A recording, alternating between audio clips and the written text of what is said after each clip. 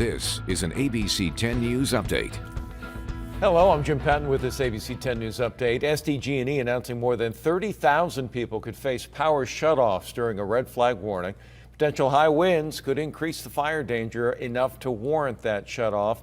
Red flag warning went into effect earlier today. It lasts until Thursday afternoon. Despite an increase in COVID-19 cases, millions of Americans are traveling in the days ahead of Christmas. TSA screening more than 4 million people across the country since Friday, and more than at any point since the pandemic started. Officials expect today to be one of the busiest travel days of this holiday season, both in the air and on the road. They urge everyone to stay safe while they travel. President Trump has pardoned former East County Congressman Duncan Hunter. Hunter pleaded guilty to a felony charge of campaign fraud. He resigned in January and in March was sentenced to 11 months in prison, a term he was expected to begin serving in 2021. In a statement, the White House noted that the case could have been handled civilly with the Federal Elections Commission.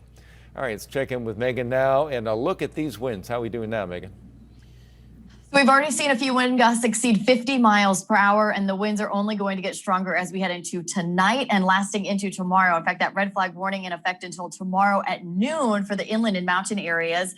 Despite the Santa Ana conditions, we're going to see a lot of cloud cover today and tomorrow. In fact, highs temperature topping off in the mid-60s to low 70s at the coast, 70s inland and in the deserts with 50s in the mountains. In fact, we're going to have so much cloud cover tomorrow due to a storm passing by in the upper levels of the atmosphere that a few sprinkles to maybe some drizzle can't be ruled out. Now, the best chance will be near a mountain just because you're a little bit higher to where those clouds are. Most of that rain, if any, will evaporate before it reaches down to the surface for many of us, but kind of unusual to see that kind of trend with Santa Ana winds. But actual rainfall with our first winter storm of the season expected Monday next week. So looking forward to that. Until then, though, be extra fire safe. Jim? Megan, thank you. And thanks to Baby, who just sat there very quietly as you did your weathercast. For the latest news, weather, and traffic, go to 10news.com or download our free 10 News mobile app in your app store. For ABC 10 News, I'm Jim Patton. Before the pandemic, what you're seeing now in terms of airport traffic would be considered rare, especially being 2 days before Christmas and what's typically the busiest season of the year. Early Wednesday morning, passengers were dropped off curbside, while inside, lines of people masked up waited to get checked in. Among those ready to leave is Danny Pham, who's in the Marine Corps. Like many travelers, he's going to visit his family, who he hasn't seen in 2 years. He had scheduled a visit in the beginning of the year, but then COVID hit. I was trying to a while back, but since COVID kicked off really badly, I wasn't able to go home yet.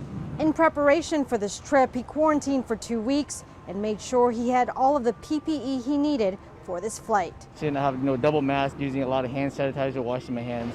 And despite stay-at-home warnings, the airport officials expect more people like Danny will take to the skies. They predict about 20,000 people will pass through the San Diego International Airport.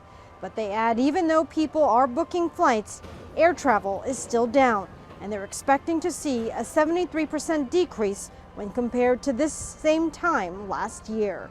Marie Cornell, ABC 10 News. Residents and business owners aren't sure how a monolith landed in a Scripps Ranch promenade, but they didn't care because it brought them something money couldn't buy and something they've needed all year long: hope. It really made people curious. It made people, use their imagination a little bit and talk about how did it get here, and it was kind of a release from all the negative stuff that we've been hearing all year. This is video of what once was in a Scripps Ranch mall, a sleek structure that popped up out of nowhere earlier this month. But the more questions raised, like where did it come from, why here, the more you could say people got attached. Drew Hoffus is co-owner of Nutmeg Bakery and Cafe. His business didn't just have a first-class view of the monolith, but reaped the benefits of being next to it. It drew in customers. This year's been a challenge, obviously, for everyone, and, just trying to keep the restaurant afloat has been a really monumental task. Other people we spoke to said it was unofficially named the Monolith of Hope because visitors and residents would touch it, take pictures with it, and for some reason it brought them joy. That's why when a group of teens seen in this video stole it a couple weeks ago, mall managers replaced it right away. But just as they were about to unveil it Wednesday, this is what they found. The plaque we had made speaks to dedicating the Monolith to the community, to the local businesses that helped us get through this crazy year, and for someone to tear it down before it's unveiled, before anybody even knew what it was for, it's a little frustrating, almost sickening, really. It's tough to take. Now the question, why would anyone destroy something that brought brightness to a dark year and right before Christmas? Vanessa Paz, ABC 10 News.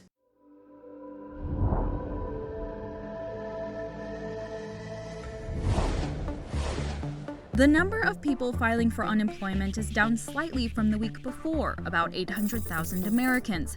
However, that number is quadruple the number from this time last year. An estimated 12 million Americans could lose unemployment benefits within the next few days unless Congress's COVID relief package is signed.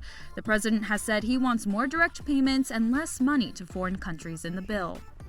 And while millions of Americans face unemployment, sales of luxury homes are up more than 60% this year, according to Redfin. The real estate brokerage company says the wealthy were the most likely to have both the flexibility and enough money to move during the pandemic. President Donald Trump has either pardoned or commuted sentences of 20 people so far in his last weeks in office, and there could be more coming. So far, 4 former Blackwater contractors convicted in the deaths of dozens of Iraqi citizens received pardons. Also, 2 former GOP lawmakers, Duncan Hunter of California and Chris Collins of New York, were pardoned for their white-collar crimes, as well as several people involved in the Russia investigation. Today is U.S. Attorney General William Barr's last day. He's leaving about a month before the president's last day. They've clashed recently, especially over the president's claim of widespread voter fraud, which Barr says the DOJ found no evidence of. I'm sure there was fraud in this election, but I was commenting on the extent to which we had looked at suggestions or allegations of systemic or broad-based fraud that would affect the outcome of the election, and I already spoke to that, and I stand by that statement. This was Barr's second time serving as Attorney General. He previously held the post under President George H.W. Bush. President Trump and his family are expected to leave the White House today to spend Christmas at MAR-A-LAGO in Florida. Last year, the Trumps broke their usual Christmas tradition by attending a different church. This year, they could attend service either in person or online. The town of Palm Beach tweeted to expect traffic delays in the area around MAR-A-LAGO through January 3rd, but it's unclear where the Trumps might go after that.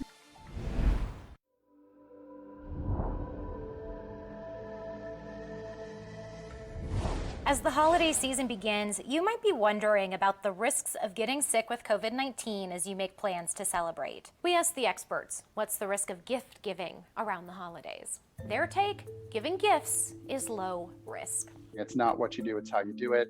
You still want to be cautious that if you're giving gifts, you're being respectful of those social distances and masking up if you're giving them in person. I would suggest the drive-by drop-off where you can have some engagement but maintain those physical distances, give those gifts and enjoy that holiday spirit. I think that is safe and is something that we can still all actively participate in this season. With good hand hygiene and hand sanitizer use before and after opening things, as we have been doing with everything, especially if you don't pause and not take that right after, say, your postman delivers it or FedEx or whomever it may be. There's really not a lot transmitted through that. There's wrapping paper and stuff anyway, so you're taking some of that off. So I'm not too concerned about that. Even sending through gifts through the mail and things, really probably low risk there. It's really that person to person being in that same room for that 15 minutes or greater. That's really where that risk starts to go up. If you want to sit around the tree, Christmas morning with somebody who's not your household contact, that's going to be a much higher risk, bordering moderate to high risk, and I'd say that's avoidable.